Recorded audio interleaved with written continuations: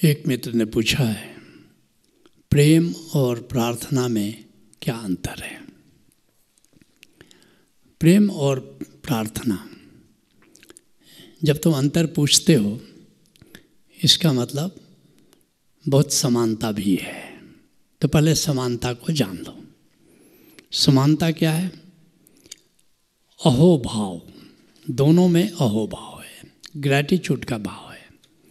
जब अहोभाव के साथ सानिध्य की इच्छा रखते हो, अहोभाव के साथ सानिध्य का मजा लेते हो, अहोभाव के साथ देने का मजा लेते हो, तो उसका नाम प्रेम है। प्रेम को जरा ठीक से समझ लो। और प्रेम को समझने के लिए दो और शब्दों का अर्थ समझना होगा, काम, संबंध और प्रेम। काम क्या है? लेने का मजा लेना काम है। किसी से तुम आशा करते हो, अपेक्षा करते हो, लेने की इच्छा करते हो, इसका नाम कामना है, इसका नाम काम है। संसार में अधिकतर लोग कामी हैं, क्योंकि सब दूसरे से लेना चाहते हैं। कोई नया परिचय होता है, एक तुरंत भीतर मन में एक इच्छा पैदा होती है, आशा पैदा होती है, नए परिचय का हम क्या लाभ उठा सकते हैं। मैं जापान में था, एक भारतीय मित्र वहाँ पर थे। जब भी मैं नए किसी व्यक्ति से परिचय कराता था, तो एक बार उसने कहा कि जब आप किसी नए व्यक्ति से परिचय कराते हैं, कोई नया इंडस्ट्रियलिस्ट आया, कोई नया रिसोर्सफुल व्यक्ति आया, तो आप शायद देखते हो ना देखते हो, मेरे हाथ में कटोरा आ जाता है। मैंने कहा मैंने देखा नहीं कोई कटोरा, मतलब कि हाँ वो कटोरा दिखता नहीं है मगर आ जाता है।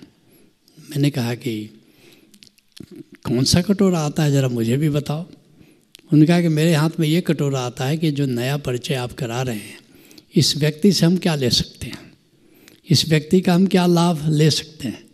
मैंने कहा तुम ऐसा सोचते हो? मतलब कि हाँ। आप क्या सोचते हैं? संत क्या सोचते हैं? आप कुछ नहीं सोचते? हम कि नहीं, हम भी सोचते हैं। आप क्या सोचते हैं? मैं सोचता हूँ कि ये व्यक्ति दूर से आया है, मुझसे मिलने आया है, इसको हम क्या दे सकते हैं। उसने कहा कि ये सोचते होंगे, ये संतों की सोच होगी। हमारी सोच तो ये है कि नए व्यक्ति से हम क्या ले सकते हैं।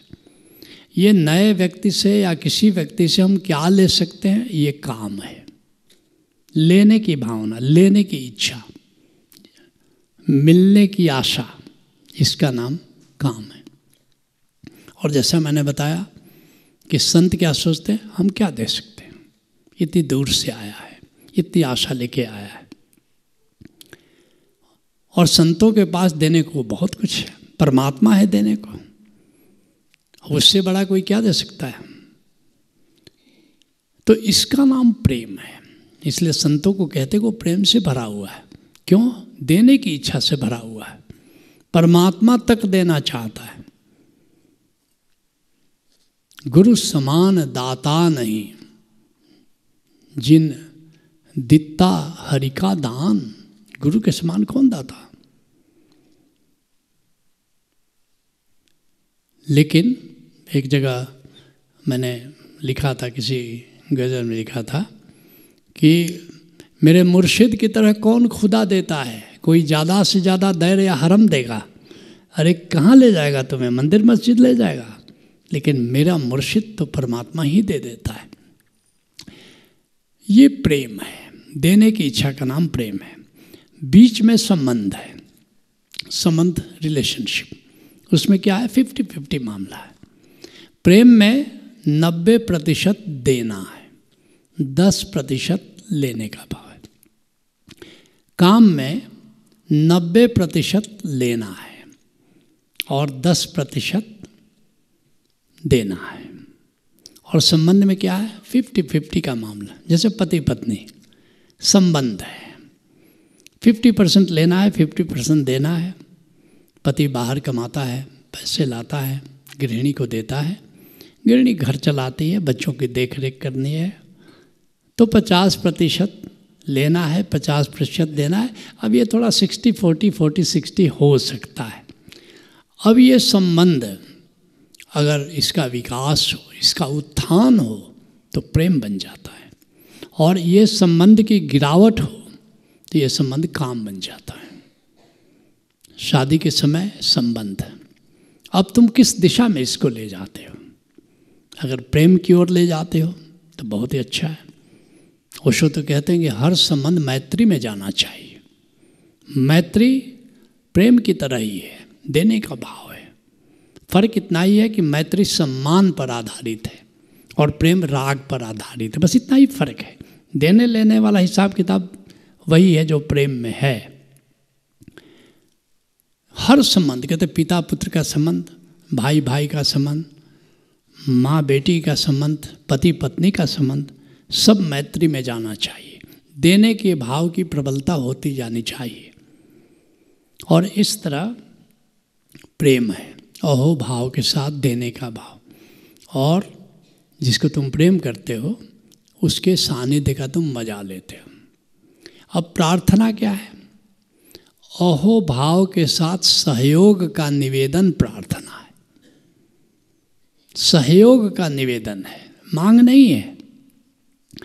मांग में क्या है? तुम मांगते हो और नहीं मिलता है तो उसके प्रति शिकायत हो जाएगी। प्रार्थना में क्या है? कोई उद्देश्य है, तुम एक मकान खरीदना चाहते हो, 30 लाख रुपए में मकान मिल रहा है, तुम्हारे पास 25 लाख रुपए है। अब तुम अपने एक मित्र के पास गए, उससे कहा कि 30 लाख रुपए में मकान मिल रहा है, 25 लाख रुपए का मैंने इंतज़ाम कर लिया है, 5 लाख रुपए घट रहे हैं, क्या तुम सहयोग कर सकते हो? वो कहता है कि 1 लाख तो कर सकता हूँ। अब उसने 4 लाख और क्यों नहीं किया? अब तुम शिकायत से नहीं भरोगे। अगर शिकायत से भरोगे तो तुम कामना लेके गए थे और तुम धन्यवाद दोगे कि चलो 1 लाख ही सही, ये बहुत बड़ा सहयोग हुआ, मैं धन्यवाद देता हूँ तुम्हें। अब ये प्रार्थना है। अब ये प्रार्थना सांसारिक हो सकती है, जैसे तुम अपने मित्र के पास सहयोग का निवेदन करते हो। ये प्रार्थना तुम गुरु से कर सकते हो, इष्ट से कर सकते हो। लेकिन अगर वो प्रार्थना पूरी नहीं हुई तो तुम शिकायत से नहीं भरोगे। अगर शिकायत से भर जाओगे तो कामना है। अगर धन्यवाद से हर हालत में भरे रहते हो तो उसका नाम प्रार्थना है। गुरु के पास गए, निवेदन किया, गुरु ने तुमको मदद किया, कभी नहीं भी किया, लेकिन तुम शिकायत से नहीं भरोगे। कम से कम गुरु ने सुना तो, मेरी बात पर ध्यान तो दिया। तुम हमेशा अहोभाव में, तुम इष्ट के पास गए, तुमने शिव जी से प्रार्थना की, सहयोग का निवेदन किया, हुआ तब भी धन्यवाद, नहीं हुआ तो उद्देश्य पूरा करने की रिस्पॉन्सिबिलिटी तो तुम्हारी है। तुमने गोविंद से प्रार्थना की कि हे गोविंद, हमारा ध्यान लगे, हम आज समाधि में जा रहे हैं, आप सहयोग करना ताकि मैं समाधि में अच्छे जाऊं।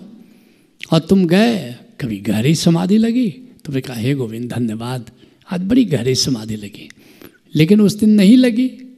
अब क्या गोविंद को गाली दोगे? मैंने कहा था कि समाधि में जा रहे तो मदद करना, सहयोग करना, तुमने आज किया नहीं। कोई बात नहीं गोविंद, आपको धन्यवाद, कम से कम समाधि में जाने की प्रेरणा तो दी, इसके लिए धन्यवाद। हर हाल में धन्यवाद जब हो तो उसका नाम प्रार्थना है। और अगर शिकायत का भाव आ जाए तो उसका अर्थ कामना है। तो प्रेम और प्रार्थना में कॉमन एलिमेंट क्या है? अहोभाव। फर्क क्या है कि प्रेम में तुम्हारा देने का भाव है, सेवा का भाव है, और प्रार्थना में सहयोग लेने का भाव है। बस इतना सा अंतर है। Let's go.